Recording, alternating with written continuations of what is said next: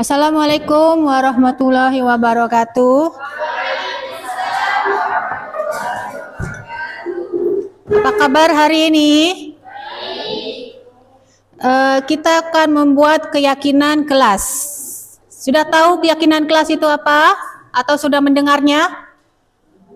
Belum ya? Keyakinan kelas itu seperti peraturan kelas, ya. Jadi peraturan kelas yang kita buat di kelas dan bisa ditingkatkan menjadi kesepakatan kelas yang kita yakini, yang kita inginkan betul-betul untuk dijalankan atau dipahami dengan nilai-nilai yang ada. Contohnya, tapi ini dalam kalimat positif ya, jangan kalimat yang negatif. Contohnya, ada sampah berserakan. Biasanya kalau kita kalimat negatif kan, jangan buang sampah sembarangan. Nah itu yang kalimat negatif.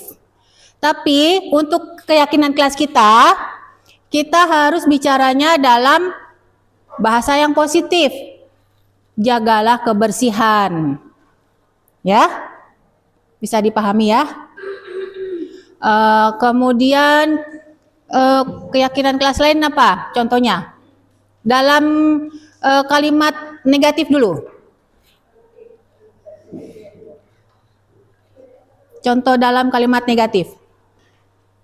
Contohnya kita sedang ulangan, ya. Kemudian ada orang yang mencontek. Nah, pastikan kita bilang jangan mencontek, ya. Tapi kalau dengan keyakinan kelas, kita bicaranya dengan bahasa yang positif. Kejujuran. Bisa? Contoh lain apa? Pertama tadi apa? Jagalah kebersihan. Kemudian kejujuran. Itu yang negatif, jangan mencontek. Kita yang buat yang kalimat yang positif. Kejujuran. Kemudian apa lagi? Ya, pelaksanaan piket. Apalagi? Yang ada di kelas kita yang kita dapat menjalankannya dengan tulus. Saling menghormati, ya. Bisa sesama teman atau menghormati dengan guru, ya. Kemudian apa lagi?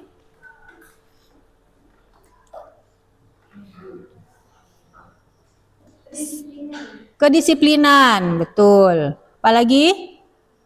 Saling menghargai.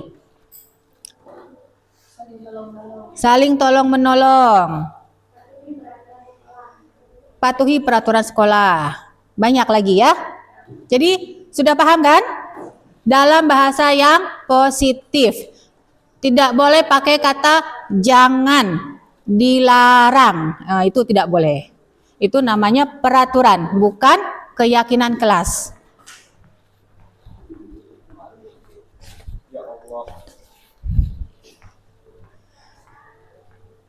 Ya, sudah paham? Paham semua? Sekarang kita buat keyakinan kelas. Masing-masing menuliskan keyakinan kelas yang kita inginkan, ya. Masing-masing tulis, tempel di papan. Nanti kita cari solusinya. Ada berapa yang paling banyak? Berarti itu yang kita inginkan di dalam kelas kita, ya. Jelas ya?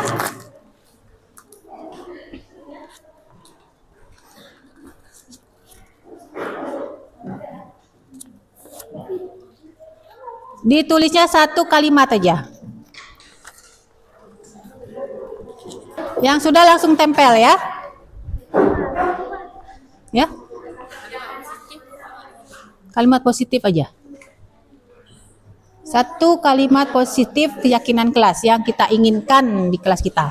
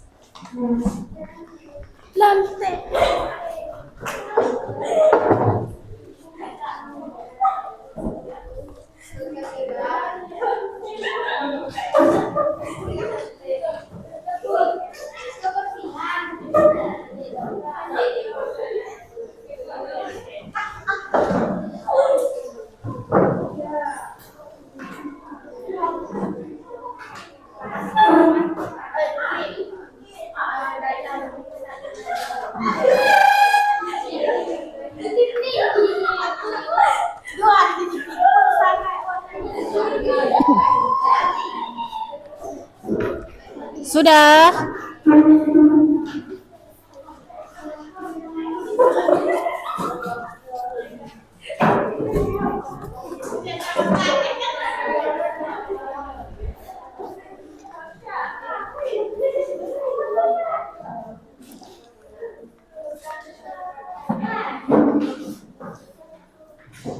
Sudah semua?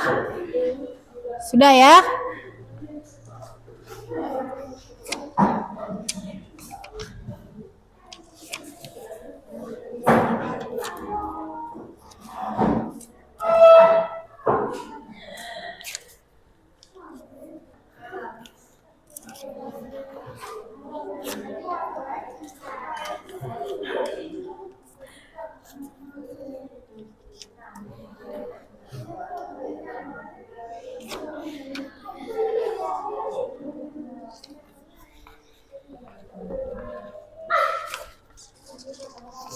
Oke, sudah ada berapa keyakinan kelas kita?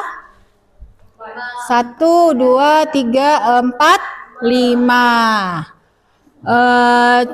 Coba, yang pertama, saling tolong menolong.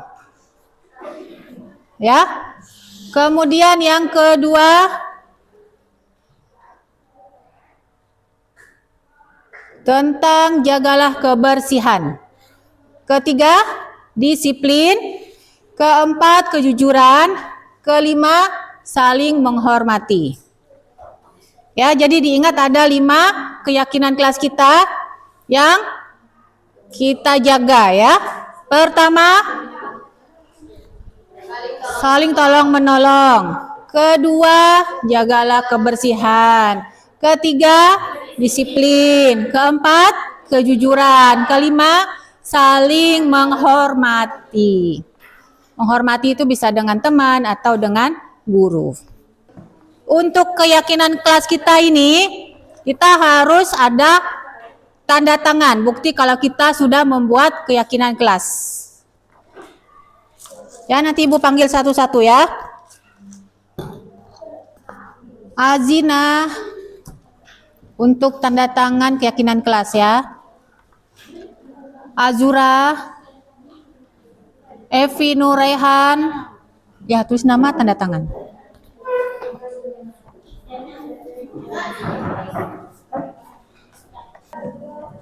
Misbahul Jannah,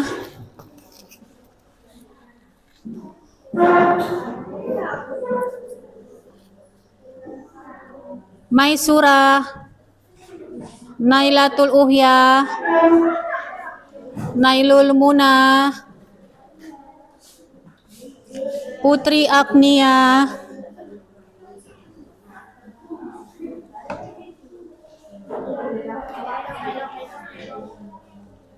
Putri Anissa Alia,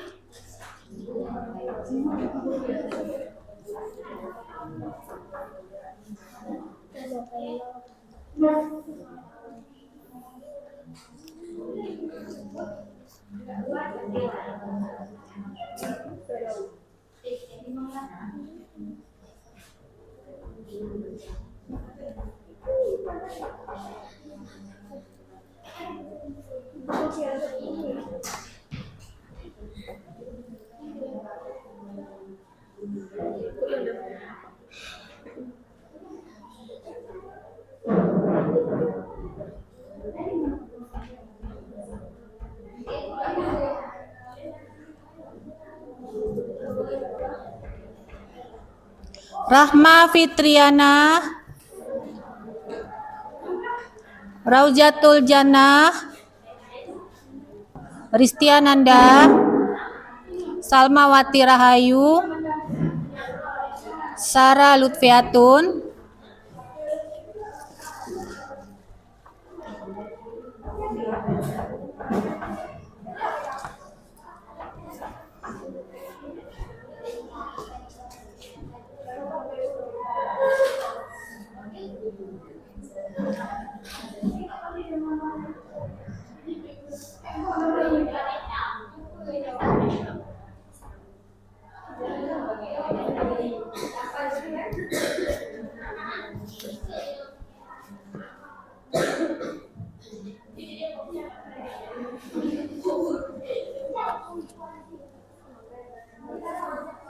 Ulfatun Nazila, Ulfita Hadayani, Ukia Putri, Winda,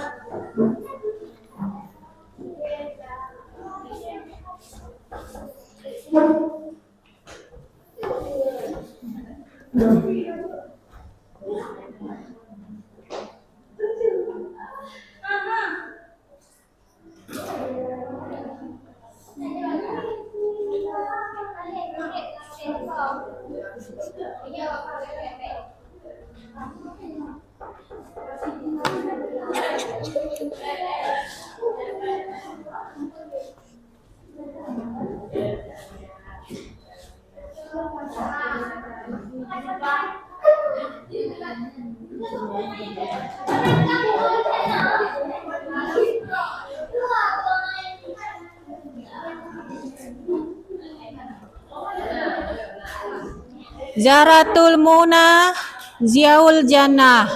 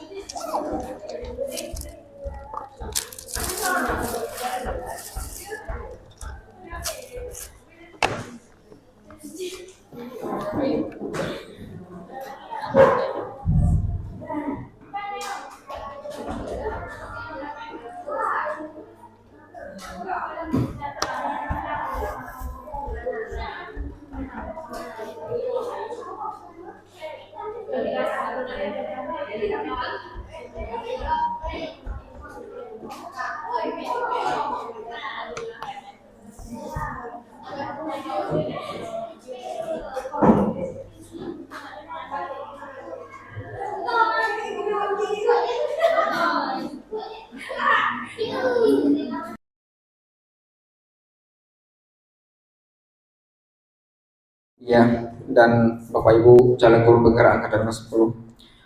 Adapun sebelum acara kita mulai, baiknya kita mohon kesediaan Bapak Abdul Hadi dalam hal ini mewakili kepala sekolah ataupun Wakahumas untuk memberikan arahan dalam aksi nyata ini. Kepada Bapak kami persilakan. Baik, Assalamualaikum warahmatullahi wabarakatuh. Waalaikumsalam.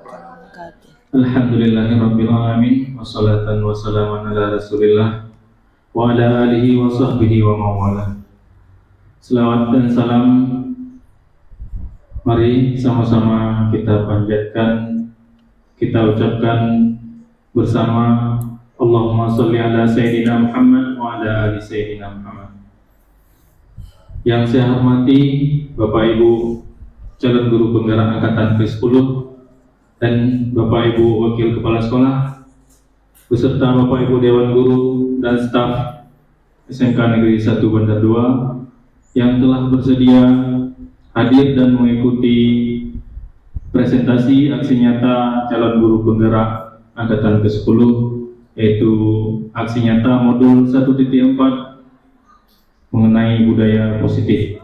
Jadi dalam hal ini kita simak bersama, mudah-mudahan ini menjadi ilmu, pengetahuan dan amalan tambahan bagi kita bagaimana kita dapat menerapkannya di sekolah kita, terutama sekali tentang budaya positif. Di budaya positif ini bagaimana kita dapat memperlakukan siswa dan siswi kita dengan nilai-nilai kebajikan. Di dalam hal ini nanti akan disampaikan oleh Bapak Muhammad Nasir dan sebagai calon guru penggerak angkatan ke-10 dan Ibu Dia Setiorini yang merupakan beliau adalah calon guru penggerak angkatan ke-10 dari SMK kita. Ini menjadi satu kebanggaan bagi kita karena tidak semua guru dapat mengikuti guru penggerak, tapi hanya mereka-mereka yang melalui seleksi dan berbagai tahap perjuangan, dan mudah-mudahan apa yang beliau sampaikan hari ini menjadi ilmu bagi kita semua. Di dalam hal budaya positif ini sangat penting sekali bagi kita guru, bagaimana memperlakukan atau mengontrol siswa, karena tidak semua siswa itu dapat dikontrol. Nah, sistem kontrol itu seutuhnya ada pada diri kita sendiri, bukan pada orang lain. Artinya apa? Siswa itu sebenarnya tidak untuk kita kontrol, tapi bagaimana kita menjadikan siswa tersebut dapat mengontrol dirinya sendiri. Ya. Jadi kecuali siswa itu bisa dikontrol, mereka membuka hatinya untuk dapat kita kontrol. Ya, bahkan orang tua dia sendiri tidak dapat mengontrolnya. Mungkin hal daripada budaya positif ini nanti akan disampaikan lebih dalam oleh Bapak Ibu calon guru penggerak yang sedang ada di depan. Untuk hari ini saya mewakili kepala sekolah, saya hanya membuka acara ini. Mudah-mudahan acara ini menjadi acara yang sukses dan dapat kita banggakan. Untuk calon guru penggerak kita di angkatan 10 ini, mudah-mudahan menjadi guru penggerak di di kesempatan nanti. Hanya ini yang dapat saya sampaikan. Saya serahkan kembali kepada Bapak Muhammad Nasir. Terima kasih atas kesempatannya. Saya beri billahi taufiq wal hidayah. Assalamualaikum warahmatullahi wabarakatuh. Waalaikumsalam. Terima kasih kepada Bapak Abdul Hadi yang telah memberikan sedikit gambaran tentang budaya positif. Baik, saya akan mempresentasikan tentang budaya positif yang namanya adalah restitusi. Apa itu restitusi? Restitusi adalah menanamkan disiplin positif kepada murid. Artinya, itu proses menciptakan kondisi bagi murid untuk memperbaiki kesalahan.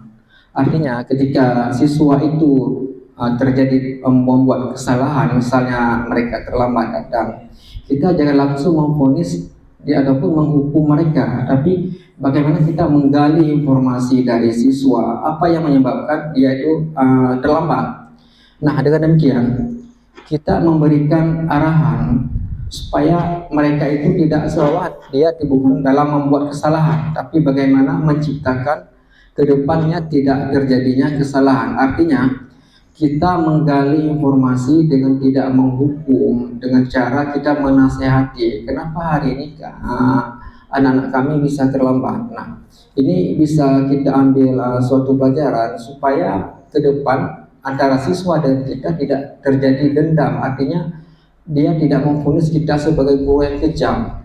Maka dalam hal ini itu membuktikan bahwa kita fokus pada pemulihan hubungan atau penguatan karakter, bukan hanya pada tindakan yang untuk menembus kesalahan. Atau melalui restitusi, murid belajar untuk menjadi orang yang lebih baik dan memperlakukan orang lain dengan lebih baik. Artinya kita ini memang benar-benar melayani siswa itu dengan sepenuh hati, dengan jiwa kesatria. Kita sebagai guru benar-benar harus melayani mereka. Yang kita anggap itu anak-anak sendiri. Bagaimana jadinya kita ini guru bisa tempat curhat bagi siswa. Mungkin dia dari rumah kenapa terlambat. Ini kasus di tempat kita. Yang pertama, jarak antara sekolah dengan rumah sangat jauh. Tadi barusan saya jumpai tadi pagi siswa yang datangnya sekitar 20 km dengan jarak dengan sekolah. Alasannya kenapa anak hari ini terlambat? Dia jawab, sebelum saya ke sekolah Pak, saya harus antar adik dulu ke sekolah. Nah, ini suatu kebaikan bagi mereka, tapi ini juga kita arahkan supaya ke depan tidak lagi terlambat. Nah, di sini kita bisa menggali ya ciri-ciri restitusi. Yang pertama, bukan untuk menebus kesalahan seperti yang saya katakan tadi. Dia restitusi bukan untuk bukan untuk menebus kesalahan dan melainkan untuk belajar dari kesalahan. Fokusnya adalah upaya memperbaiki diri, bukan hanya pada tindakan untuk mengurangi kerugian. Nah, di sini kita memberikan suatu saran supaya kedepannya siswa kita tidak terlambat. Yang kedua, memperbaiki hubungan. Nah, di sini restitusi adalah tentang memperbaiki hubungan dan memperkuatnya. Proses ini menciptakan kondisi yang aman bagi murid untuk menjadi jujur pada diri mereka sendiri dan mengevaluasi dampak dari tindakan mereka pada orang lain. Artinya kita di sini menciptakan supaya murid ini jujur. Kalau langsung kita vonis dengan hukuman, tentu siswa kita ini pasti akan berkata tidak jujur. Tapi kita menggali, kita melayani, kita terima apa adanya. Dengan demikian ke depan mereka tidak melakukan kesalahan yang sama.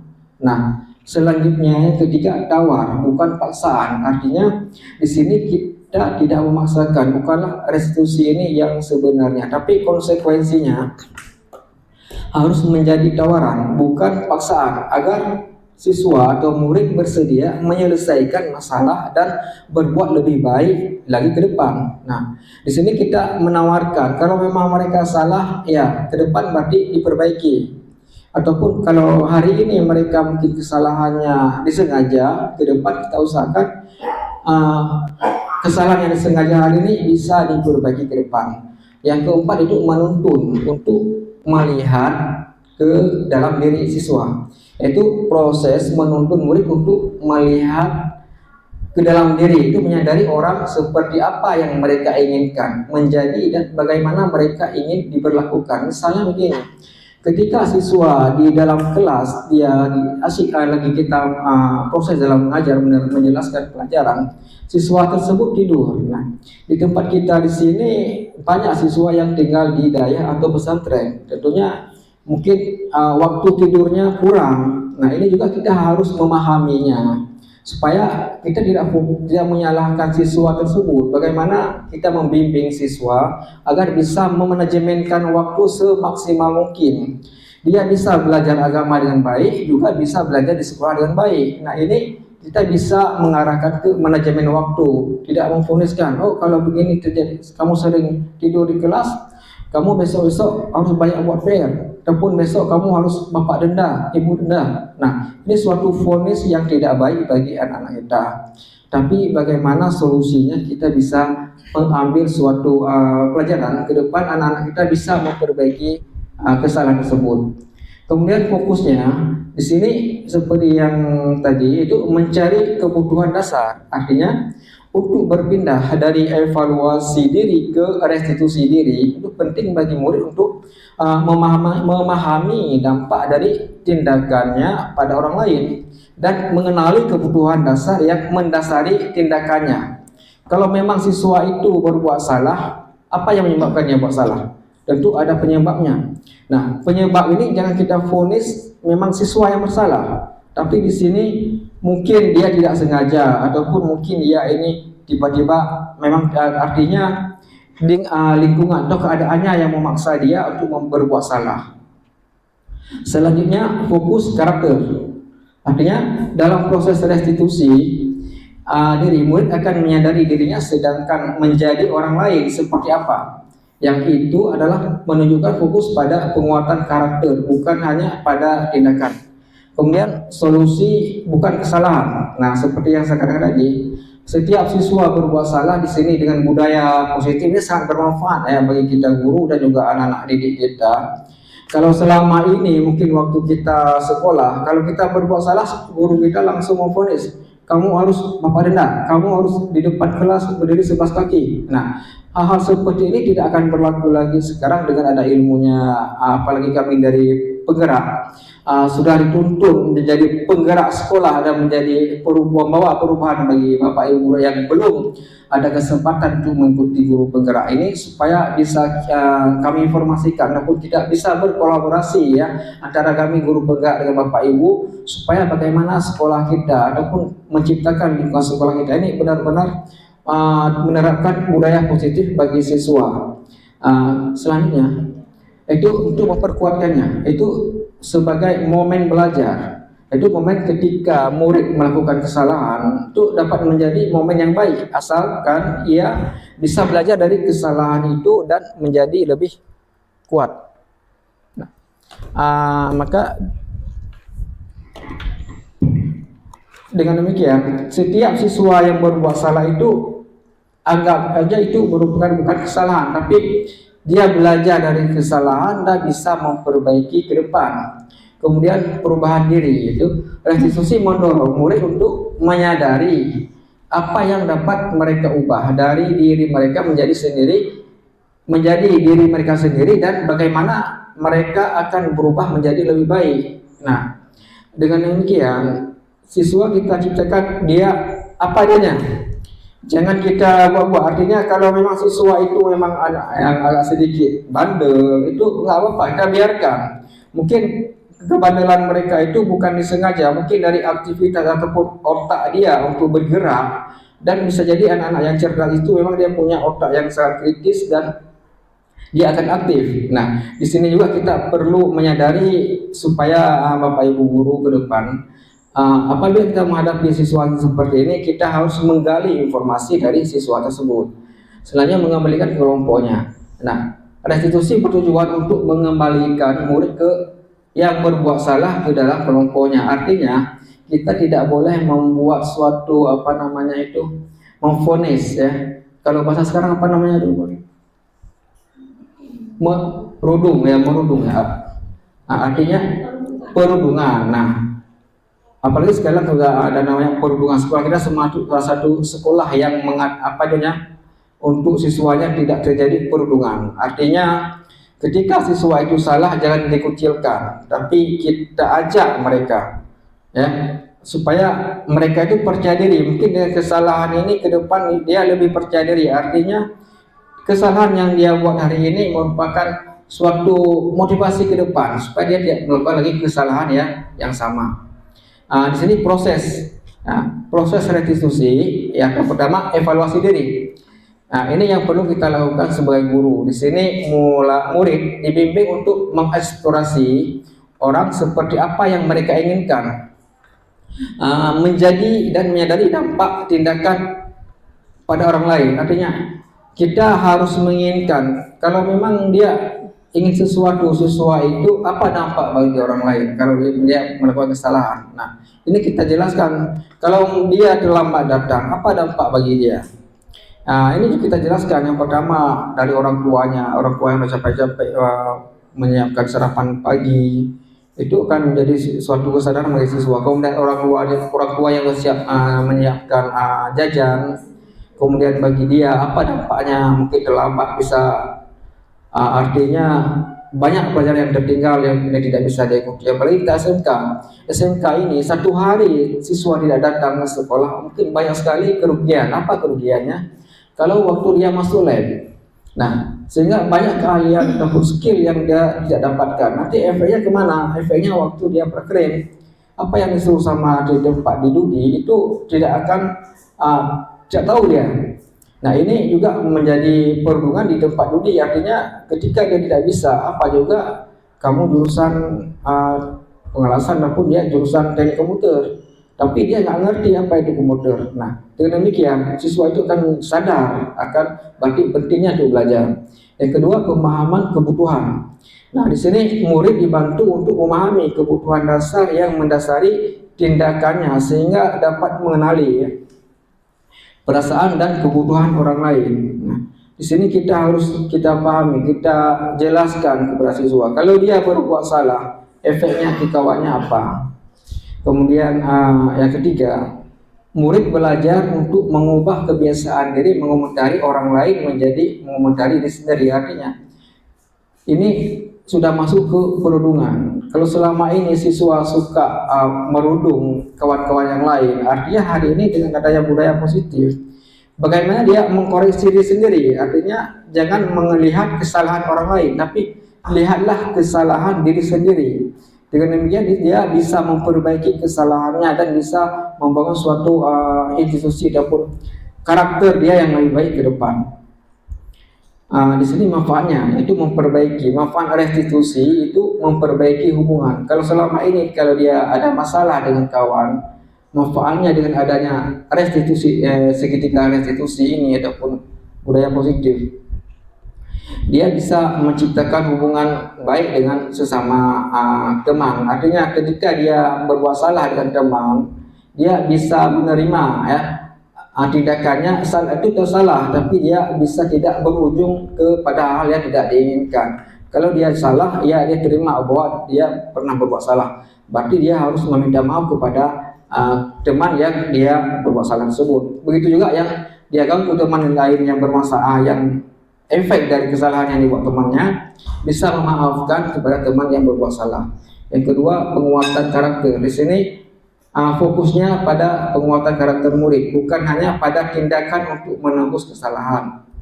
Yang ketiga, pembelajaran berharga. Itu melalui restitusi, murid mendapatkan kesempatan berharga untuk belajar dari kesalahan dan menjadi lebih baik di masa depan. Di sini ada 4 restitusi, mungkin ini akan dijelaskan nanti oleh Ibu Dia Setiarini, juga calon guru penggerak angkatan ke-10. Berarti saya ambil kesimpulan, restitusi yang pertama itu, kalau sekarang restitusi, dulu disiplin tradisional. Kalau disiplin tradisional seperti yang kita rasakan waktu kita sekolah dulu, kalau kita tidak bisa menjawab soal matematik misalnya, itu langsung guru disuruh kita ke depan, disuruh lentangkan tangan, pasti dipukul. Nah, ini suatu hukuman bagi siswa, malah siswanya bukan baik, ya, siswanya langsung takut kepada guru tersebut. Makanya kalau nggak salah, kalau guru fisika, matematik di pikiran siswanya ataupun siswa kita itu adalah guru yang paling kejam, ya kan? Kalau dulu. Nah, mungkin dengan adanya sistem restitusi ataupun disiplin positif, ini sudah berubah ke suatu keadaan di mana siswa benar-benar menganggap guru ini sebagai teman belajar, bukan lagi sebagai orang yang menekankan dia untuk belajar. Artinya kita sekarang benar-benar pendidikannya harus berpusat kepada murid. Kemudian memperbaiki hubungan. Nah, dengan adanya budaya positif ini, setiap kita mengoreksi ataupun menegur siswa, tidak dianggap guru ini sebagai musuh, tapi guru ini adalah teman mereka yang membangun karakter mereka ke arah yang lebih baik. Kemudian motivasinya dengan ada menerapkan budaya positif ini, motivasi siswa yang sebelumnya sering berbuat salah, dengan kita memberikan support ataupun dukungan, mereka akan termotivasi untuk sekolahnya ataupun memperbaiki karakternya ke lebih baik. Nah, mungkin ini yang bisa saya jelaskan. Selanjutnya lebih detailnya akan dijelaskan oleh Ibu Dia Setiarini kepada Bu Dia. Kami persilakan. Atau sebelumnya ada pertanyaan?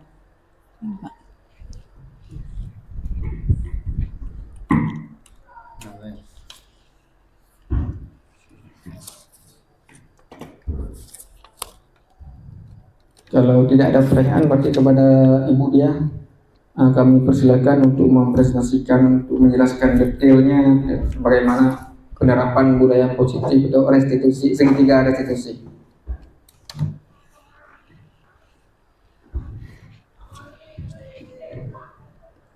Assalamualaikum warahmatullahi wabarakatuh.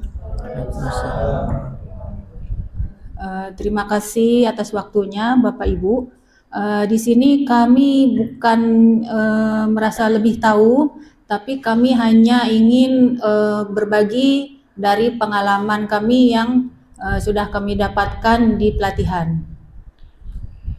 Oke, sebelumnya kita ice breaking dulu, boleh?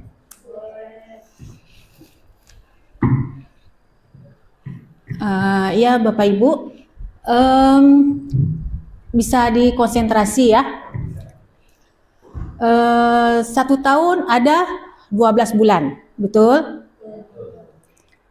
Ya, 12 bulan. Kemudian bulan Januari pergi ke Singapura. Bulan Januari pergi ke Singapura. Bulan Februari pergi ke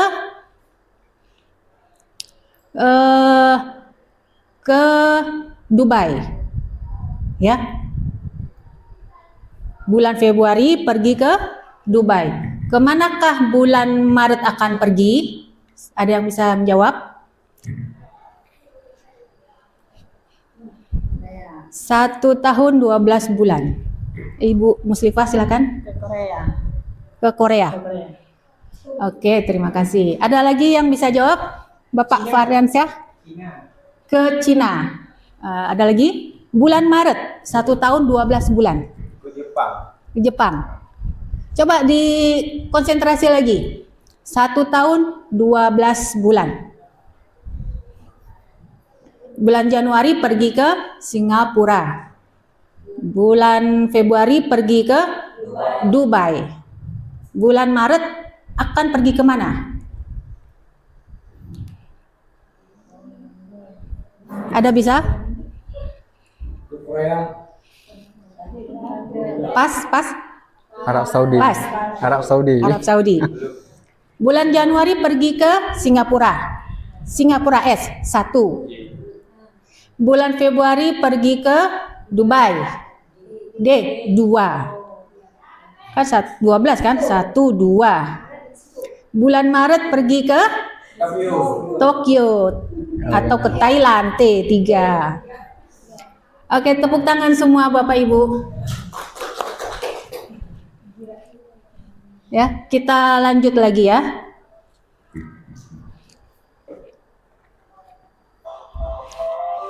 Enggak mas.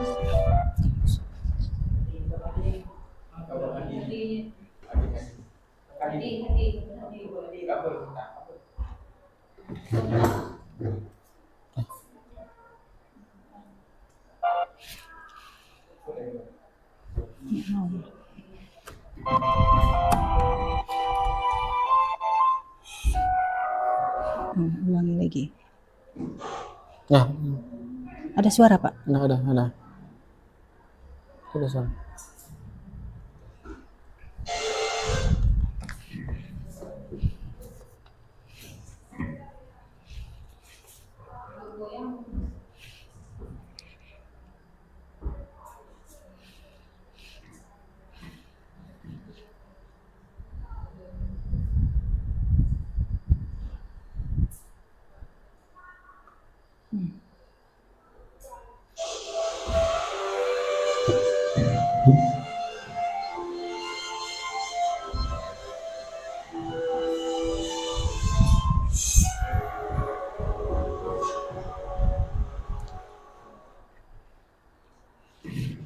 Baik Bapak Ibu, di sini kami berdua Bapak Muhammad Nasir dengan saya Dias Teorini adalah calon guru penggerak angkatan 10.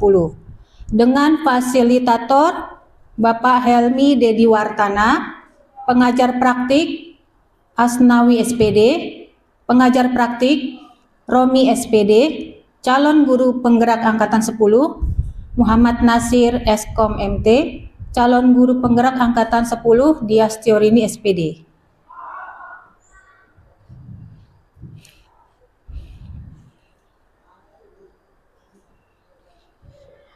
Menyebarkan pemahaman dan penerapan pengalaman budaya positif.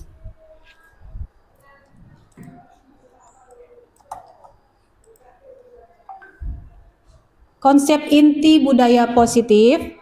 Konsep-konsep inti budaya positif adalah perubahan paradigma belajar, disiplin positif, motivasi perilaku manusia, kebutuhan dasar, posisi kontrol restitusi, keyakinan kelas, dan segitiga restitusi.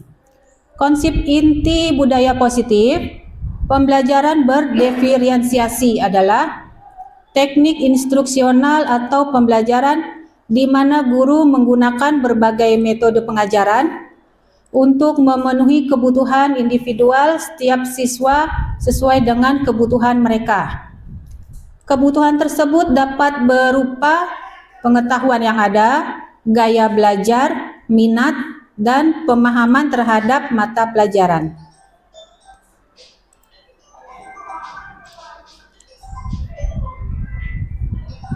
Prinsip pembelajaran paradigma baru mengarah pada masa depan yang berkelanjutan, mendukung perkembangan kognitif dan karakter peserta didik, menyesuaikan konteks kehidupan peserta didik, membangun kapasitas belajar peserta didik menjadi pembelajar sepanjang hayat, mempertimbangkan kebutuhan capaian belajar peserta didik.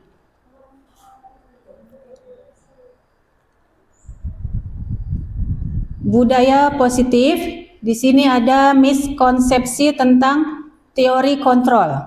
Seperti yang sudah dibicarakan oleh Pak Muhammad Nasir, guru mengontrol murid. Kemudian penguatan positif, berefektif dan bermanfaat. Ilusi bahwa kritik dan membuat rasa bersalah mampu menguatkan karakter. Orang dewasa berhak memaksa. Jadi itu adalah miskonsepsi. Miskonsepsi berarti pemikiran yang salah ya tentang teori kontrol.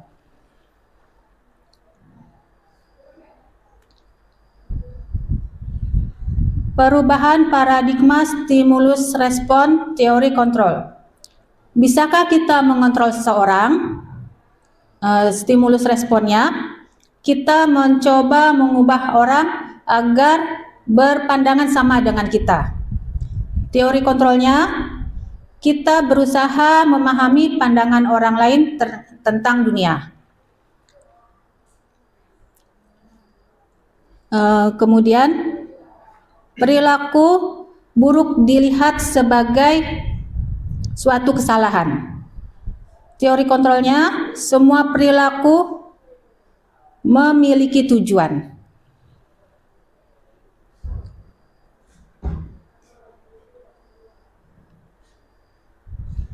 Disiplin positif, teori kontrol atau teori pilihan dari Dr. William Glasser.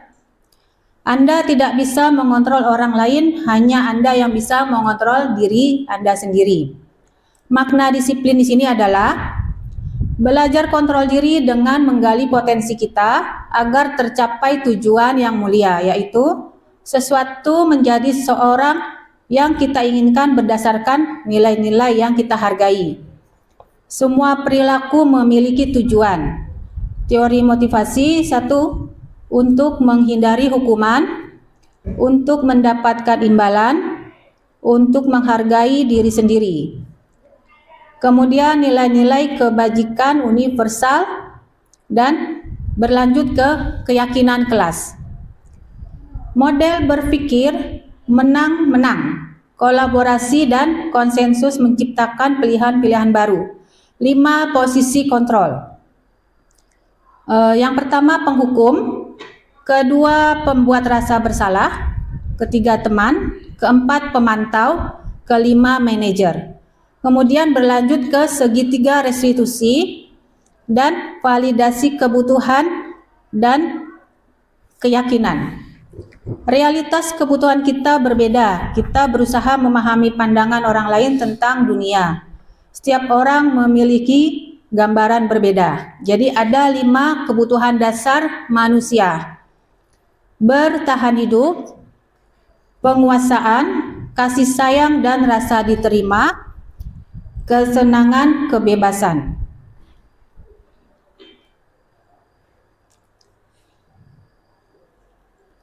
Disiplin positif dan nilai-nilai kebajikan universal.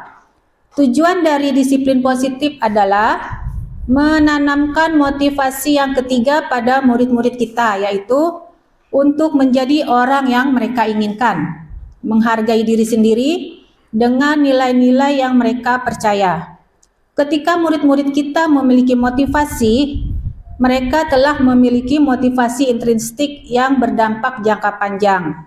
Motivasi yang tidak akan terpengaruh pada adanya hukuman atau hadiah. Ki Hajar Dewantara menyatakan bahwa untuk mencapai kemerdekaan atau dalam konteks pendidikan kita saat ini, untuk menciptakan murid yang merdeka, syarat utamanya adalah harus adanya disiplin. Disiplin yang kuat dimaksud disiplin diri yang memiliki motivasi internal. Internal berarti dalam diri siswa tersebut ya, bukan motivasi dari luar diri siswa. Jika kita tidak memiliki motivasi internal, maka kita memerlukan pihak lain untuk mendisiplinkan kita, atau motivasi eksternal karena berasal dari luar, bukan dari dalam diri kita sendiri.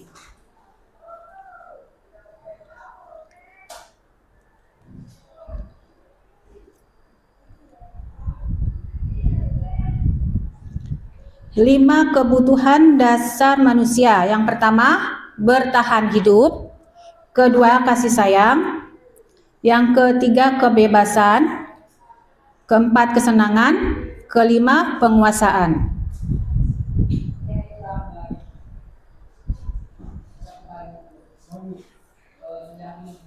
Teori hierarki kebutuhan oleh Maslow atau teori Maslow. Pada teori ini, Maslow beranggapan bahwa kebutuhan menjadi alasan terbentuknya motivasi pada diri seseorang untuk melakukan semua kegiatan sekiranya dapat menopang individu tersebut dalam usaha memenuhi kebutuhan mereka. Berikut adalah penggambaran aktualisasi diri. Acceptance and realism, memahami dan menerima diri sendiri. Problem centering, menolong sesama. Spontaneity, bertindak sopan dan beradaptasi dalam kondisi tersebut. Autonomy and solid, memiliki tingkat kebebasan serta privasi yang lebih tinggi. Continue freshness of appreciation, memiliki rasa syukur akan segala hal. Peak experiences, memandangkan semua yang terjadi dengan pandangan yang positif.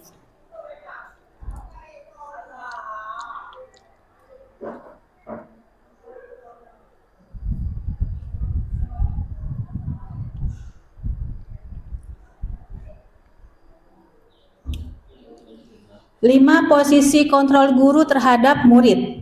Yang pertama, penghukum.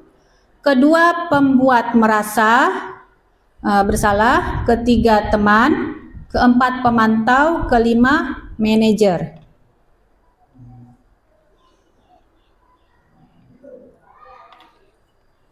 Yang pertama, penghukum. Seorang penghukum bisa menggunakan hukuman fisik maupun verbal. Kedua, pembuat merasa bersalah. Pada posisi ini, biasanya guru akan bersuara lebih lembut. Pembuat rasa bersalah akan menggunakan keheningan yang membuat orang lain merasa tidak nyaman, bersalah, atau rendah diri. Ketiga, teman.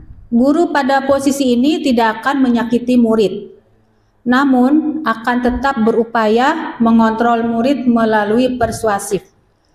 Keempat, pemantau. Berarti mengawasi. Pada saat kita mengawasi, kita bertanggung jawab atas perilaku orang-orang yang kita awasi. Posisi pemantau berdasarkan pada peraturan-peraturan dan konsekuensi. Yang kelima, manajer. Manajer di sini adalah posisi di mana guru berbuat sesuatu bersama dengan murid, mempersilakan murid mempertanggungjawabkan perilakunya, mendukung murid agar dapat menemukan solusi atas permasalahannya sendiri.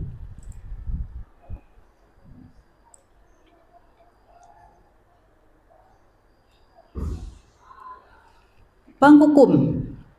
Guru percaya bahwa cara dia yang terbaik. Guru menggunakan hukuman fisik maupun verbal. Contohnya, kamu salah terus. Selalu, pasti kamu yang terakhir. Patuhi aturannya ya, awas kalau salah. Nah, itu yang posisi guru sebagai penghukum.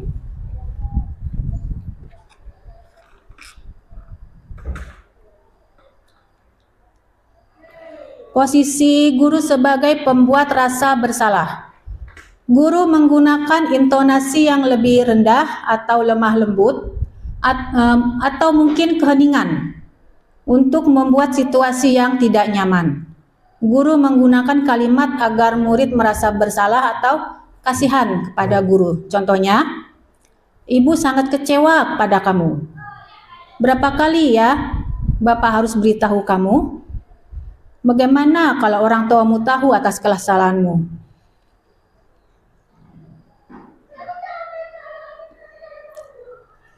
Posisi kontrol guru sebagai teman. Guru menggunakan kalimat persuasif dan intonasi nada suara ramah untuk mengontrol murid. Guru menggunakan humor dan mempunyai hubungan baik dengan murid. Menggunakan kalimat yang positif dan jenaka seperti, ayo belajarlah demi Bapak. Ya sudah, kali ini tidak apa-apa, Ibu maafkan dan bantu bereskan ya.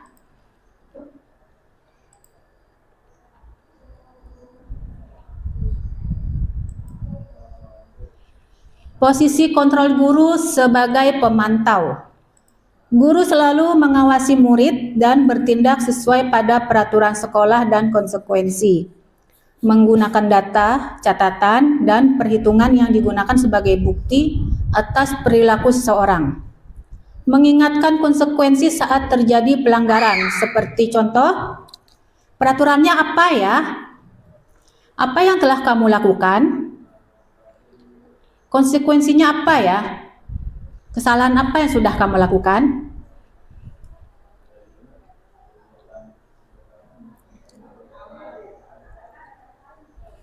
Yang terakhir, posisi kontrol guru sebagai manajer. Guru mendukung murid untuk menemukan solusi atas permasalahannya sendiri. Guru mempersilakan murid mempertanggungjawabkan perilakunya. Guru mendukung murid untuk merdeka, mandiri, dan bertanggung jawab. Menggunakan restitusi untuk mengajak murid menganalisis keadaan untuk memperbaiki kesalahannya dengan kalimat seperti contoh, apa yang kita yakini? Apa rencana kamu untuk memperbaiki ini? Dan contoh lain, apa kesepakatan kita di kelas?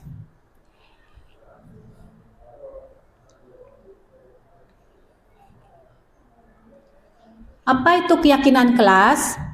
Dengan adanya sebuah keyakinan kelas dalam setiap kelas, diharapkan mampu mewujudkan tujuan dari pendidikan yang lebih berorientasi kepada profil pelajar Pancasila. Keyakinan kelas juga diterapkan sebagai salah satu cara dalam upaya membangun budaya positif.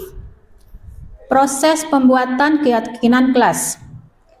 Tanyakan pendapat murid tentang masalah dan harapan kelas. Eksplorasi ide dari murid untuk mencapai kelas impian. Ambil kesimpulan dari ide murid. Ubah ide menjadi keyakinan kelas. Tanda tangani kontrak keyakinan kelas.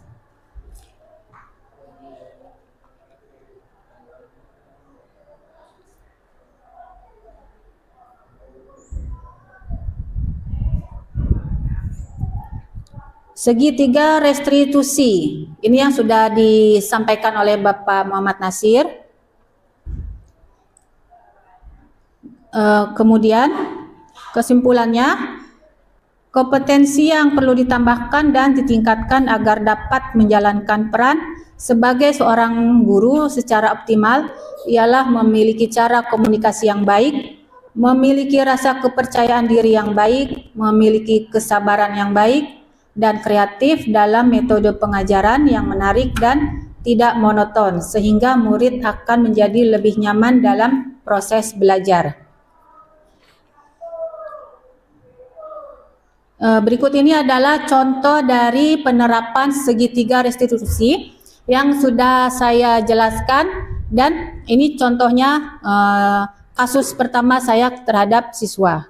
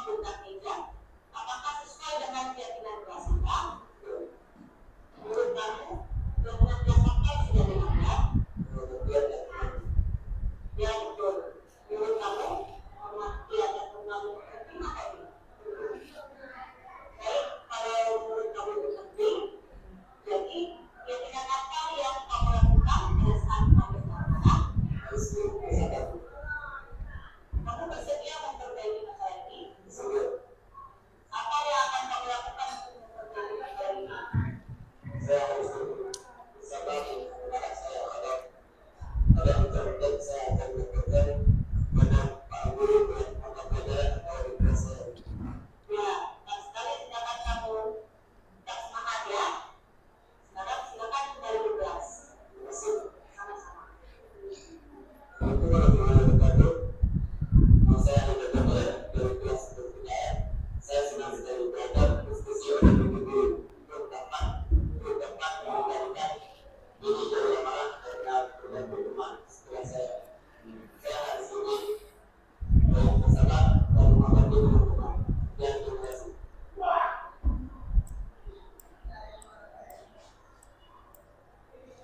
Baiklah Bapak Ibu sekalian, jadi peraturan dengan keyakinan kelas apa bedanya? Tadi kan kita sudah menyebutkan keyakinan kelas dan di video tadi juga menyebutkan keyakinan kelas. Sedangkan yang sering kita dengar di dalam kelas adalah peraturan kelas atau kesepakatan kelas. Bagaimana? Mungkin kalau peraturan itu dibuat oleh pihak sekolah. Kalau satu ini tadi Keyakinan kelas. keyakinan kelas itu kesepakatan antara guru dengan siswa atau wali kelas dengan siswa. Itu bedanya. Baik, terima kasih. Ada lagi? Baiklah. Peraturan. Kalau peraturan biasanya seperti contoh kalau di jalan raya, ya, peraturan dalam berkendara. Itu kan wajib ya, berarti kita harus memakai helm, ya. Kemudian jangan menggunakan HP sedang berkendara. Supaya apa kalau kita larangan itu? Peraturan itu contohnya dilarang menggunakan HP sedang berkendara atau wajib menggunakan helm. Itu untuk keselamatan, ya. Keselamatan itu berarti nilai-nilai kebajikan ya, ada gunanya. Jadi larangan itu ada gunanya, nilai-nilai kebajikan. Contoh lagi dilarang merokok. Nah, dilarang merokok, itu kan peraturan ya, dilarang merokok, terutama di sekolah. Untuk apa itu dilarang merokok? Untuk kesehatan. Jadi peraturan atau kesepakatan kelas digunakan untuk keselamatan, kesehatan, yang artinya nilai-nilai kebajikan. Dan kalau keyakinan kelas ini adalah ditingkatkan lagi dari peraturan kesepakatan, ditingkatkan lagi menjadi keyakinan kelas. Apa yang kita yakini, apa yang motivasi dari kita, itu kita tingkatkan. Setelah kita tingkatkan keyakinan kelas, kita tingkatkan lagi budaya positif. Nah, budaya positif berarti budaya positif di sekolah. Jadi tingkatnya sudah lebih tinggi dari peraturan, kesepakatan, keyakinan menjadi budaya positif.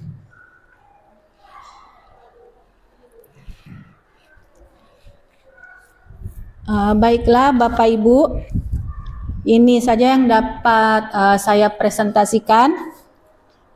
Semoga impian kita sebagai guru yang menyertakan siswa-siswi kita di sekolah itu dapat terwujud ya. Kita menginginkan siswa-siswi kita menjadi seorang yang sukses di masa depannya. Oke. Terima kasih, mohon maaf atas kesalahan. Assalamualaikum warahmatullahi wabarakatuh.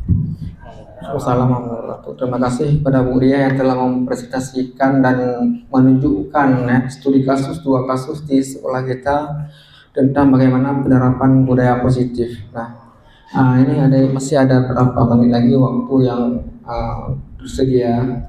Mungkin kita sekarang akan membahas dari Bapak Ibu, ada nggak kasus yang kita hadapi sehari-hari?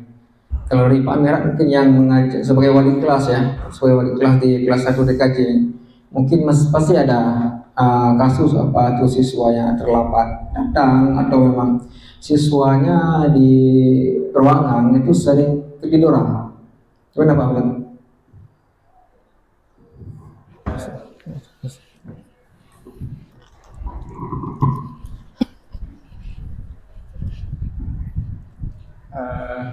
Baik Pak, atas kesempatannya. Ada beberapa siswa di saat kita mengajar itu ada yang mungkin merasa ketiduran ya, ngantuk kan, dan ada juga yang mungkin ada dia apa namanya, seolah-olah dia tidak berada di ruangan, maksudnya Di alam lain. seolah di alam lain, maksudnya Oke. tidak fokus di saat dia mengikuti pelajaran, tidak fokus. Itu efek dari mungkin kurang tidur, ya. Apa solusi ya biar kendala seperti ketiduran atau tidak fokus itu bisa ya kedepannya lebih fokus. Itu ya Pak. Terima kasih.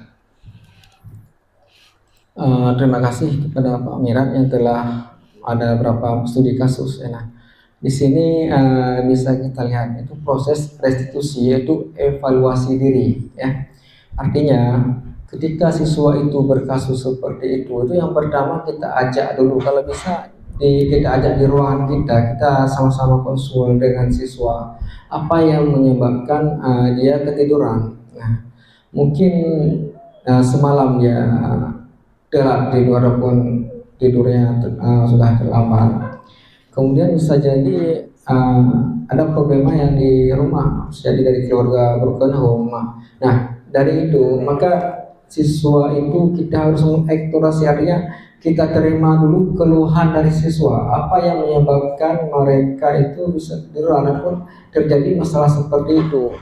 Nah, kita terima dulu, artinya kita gali dari informasi dari siswa apa yang menyebabkan, dengan secara kita berteman, tidak menghukum. Artinya kalau kita tidak menghukum, maka siswa akan jujur ya, akan menjelaskan apa yang menyebabkan dia semahal ketiduran di sekolah. Kemudian pemahaman kebutuhan di sini apa yang dia butuhkan sehingga siswa itu bisa tidur. Nah, mungkin di sini dia kurang perhatian di rumah ya, dari orang tua. Bisa jadi ini karena orang tuanya tidak jauh di perantauan, apalagi di tempat sekolah kita, di sekolah kita ini ada orang tuanya yang jadi TKI, dia tinggal sama nenek. Nah, mungkin kurang perhatian ya. Dari kurang perhatian dan tidak ada kontrol di rumah sehingga dia berkeliaran di luar yang menyebabkan dia kurang tidur ataupun terlambat tidur. Nah, dari sini kita ajak dia istilahnya efek dari yang tindakan yang dilakukan bisa jadi nanti kemana ke kesehatannya. Kalau kita jarang terlambat tidur, ini dapat merusak dari segi kesehatan, kemudian ke pembelajarannya. Yang ketiganya yaitu restitusi diri, artinya murid itu mengubah, kita ajaknya mengubah kebiasaan. Kalau selama ini mereka dia bergadang, bagaimana kita mengajak supaya siswa itu bisa mengubah kebiasaan tersebut ke yang lebih baik. Nah, ini mungkin sebagai solusinya ke depan. Apalagi di anak kita ini yang tinggalnya memang ada yang sampai 20 km yang seperti tadi kasus tadi pagi yang saya jumpai ya. Saya tegur, kenapa kamu terlambat hari ini? Ya, dia sampaikan bahwa saya telat Pak karena yang pertama jauh dari sekolah, yang kedua memang diantar adiknya ke sekolah. Satu lagi kawan-kawannya, kenapa kamu terlambat ke sekolah? Terlambat tidur ya Pak. Kenapa terlambat tidur? Nggak bisa tidur Pak, udah kebiasaan. Nah, sehingga saya ajak ngomong. Yang pertama dia waktu saya panggil pertama agak takut, tapi dengan saya ajak khusus, saya nggak tegur kesalahan dia, tapi saya ngomong yang lain, kawan-kawan ngomong yang start, artinya berkawan dulu, artinya dia tidak merasa bersalah. Nah, dengan kita ajak mereka dengan keadaan tidak merasa bersalah, siswa itu pasti saya yakin dia akan berkata jujur. Nah, ini satu solusi ya untuk ke depan dalam penerapan budaya positif di sekolah kita. Mungkin ini yang bisa saya sampaikan. Terima kasih Pak Mirat yang telah menyampaikan apa itu menemukan kasus di sekolah kita. Mungkin dari Ibu Rizayani yang siswanya kebanyakan perempuan ya, itu pasti ada kasus juga.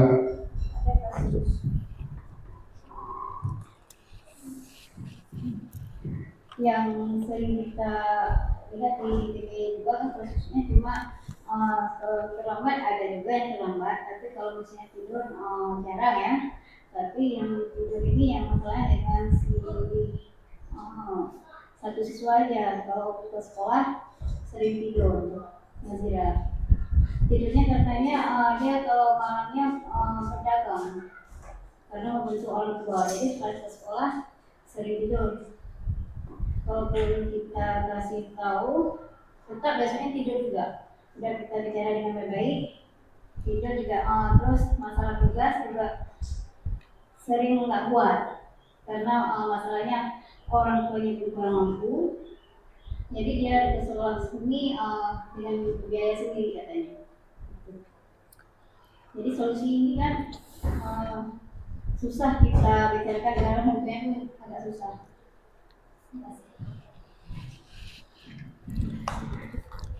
Terima kasih. Mungkin Ibu Dian bisa menjawab.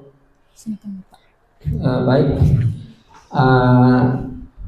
Kasus yang seperti ini juga bukan suatu kemuliaan bagi siswa kita karena dia jarang terlambat tidur, mungkin yang membantu orang tua.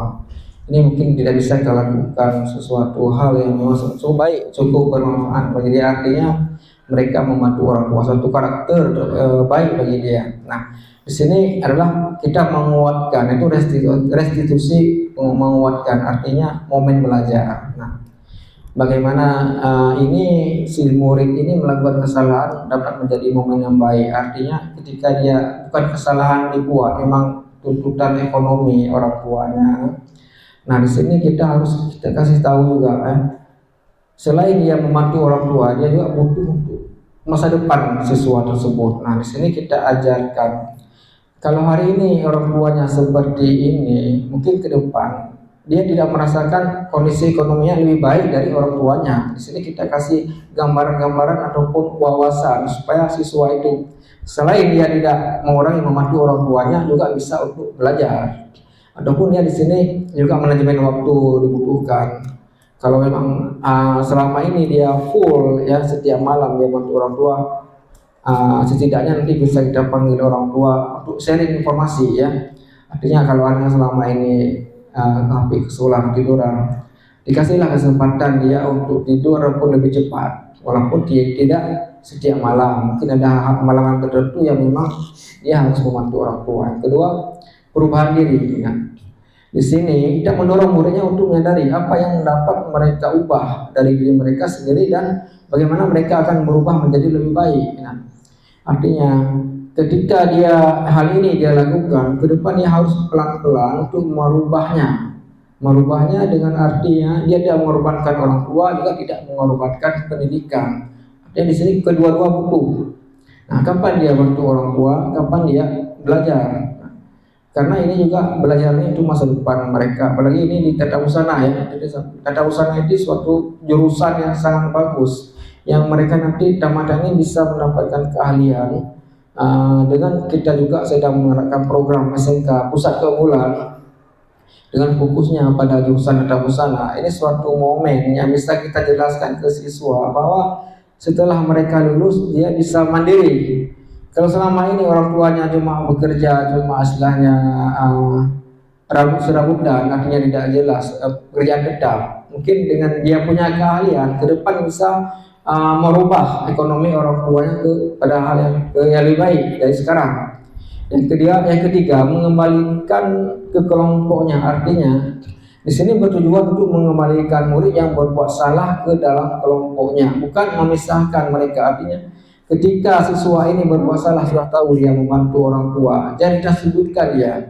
Yang artinya di sini kita bisa pisahkan, dia anak orang miskin, anak orang mampu, si B anak orang kaya. Nah, di sini tidak bisa kita memisahkan. Di sekolah ini kita harus bersikap sama dengan siswa, baik dari keluarga kurang mampu maupun dari keluarga yang mampu. Nah, di sini sama-sama mereka butuh pendidikan. Kemudian masa depan mereka bukan karena ekonomi orang tua, tapi ke masa depan mereka ada di tangan mereka, tergantung keyakinan mereka untuk belajar. Nah, mungkin ini solusinya. Artinya yang pertama saya ulang lagi, kalau ada kasus seperti ini, intinya jangan kita vonis siswa itu berbuat salah, tapi kita berikan motivasi. Berarti dia lulus sudah baik, misalnya dia membantu orang tua, berarti itu bukan suatu kesalahan, tapi motivasi. dengan pelan-pelan kita rubah supaya dia bisa belajar, bisa membantu orang tua. Nah, mungkin ini bisa saya tanggapi. Terima kasih kepada Ibu Rijayani. Mungkin ada lagi dari Muzdalifah, untuk satu orang lagi.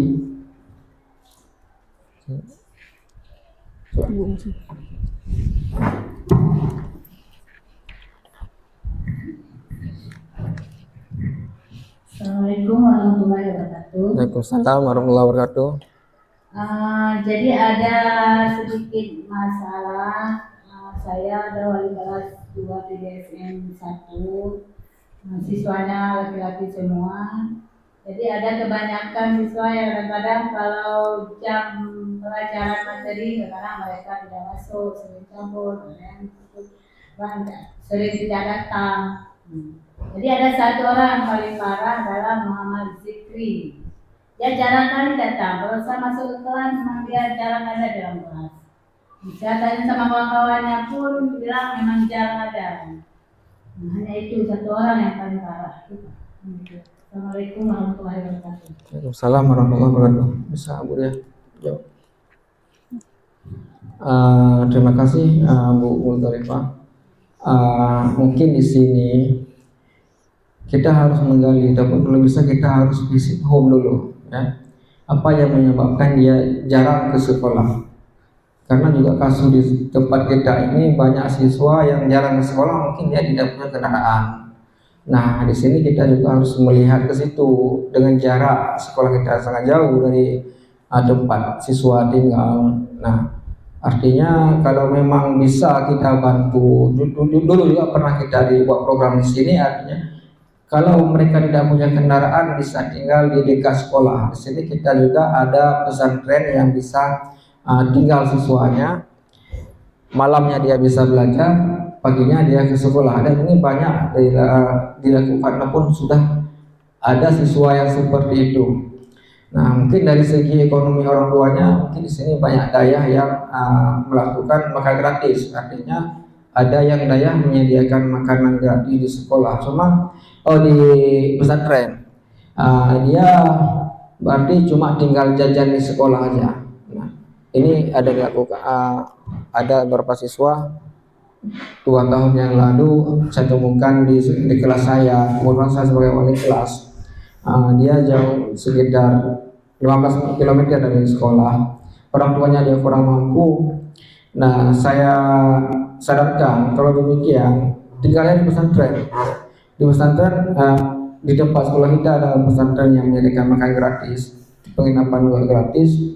Dia coba menyediakan istilahnya jajan untuk hariannya dari orang tua. Dan alhamdulillah ini sudah mau dia bersedia sampai tamat. Sekarang dia bekerja di dunia bursa. Nah, ini suatu momen keberhasilan bagi sekolah kita. Apalagi sekolah kita di sini sekolah yang dikelilingi oleh pesantren, ya. Pesantren artinya kalau bisa di sini menyediakan, di sekolah nggak bisa menyediakan penginapan, alhamdulillah ada lingkungan kita yang bisa menyediakan penginapan, yaitu pesantren.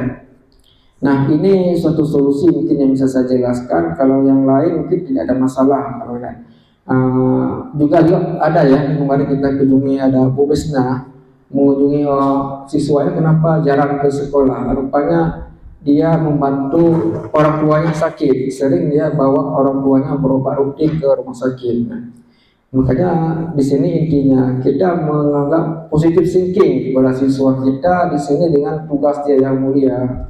Artinya dia selain sekolah dia juga merawat orang tuanya yang memang harus kontrol rutin ke rumah sakit.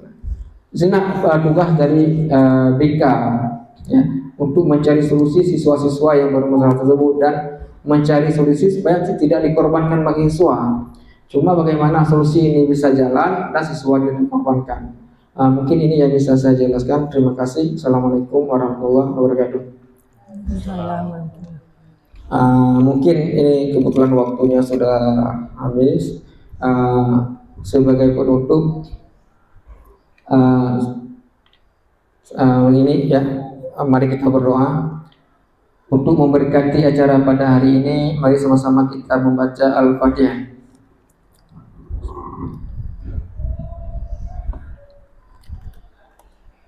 Terima kasih kepada Bapak Abdul Hadi yang telah bersedia mendampingi kami selama acara aksi nyata modul 1.4 dan budaya positif.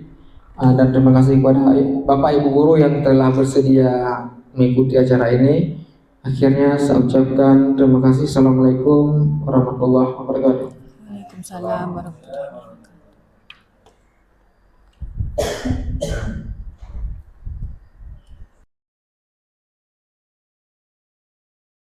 Baik, Assalamualaikum warahmatullahi wabarakatuh.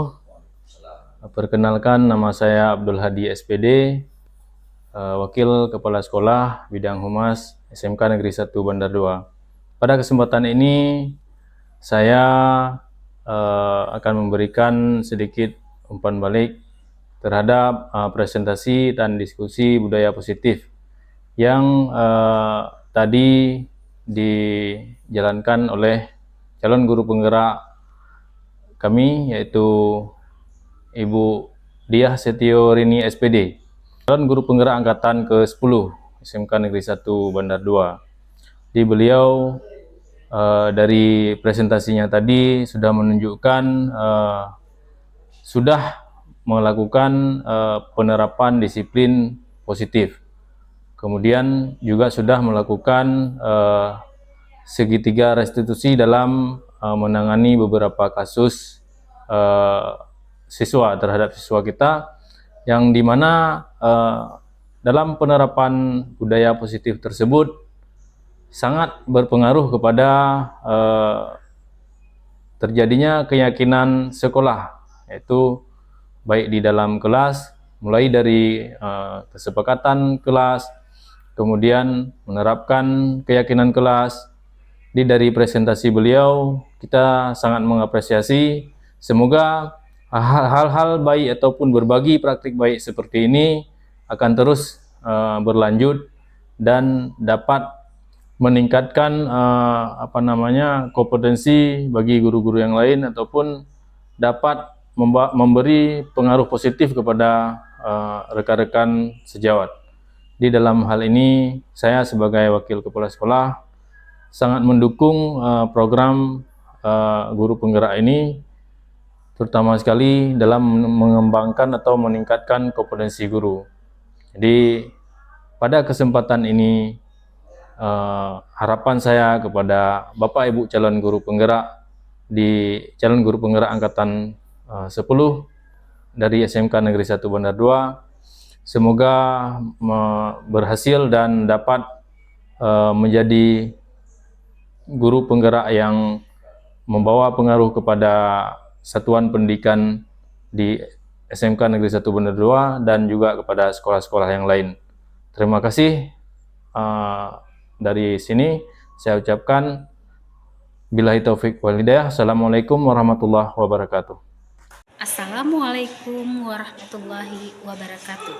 Perkenalkan, saya Sonita Arini SPD, guru SMK Negeri 1 Bandar 2 Kabupaten Pidijaya.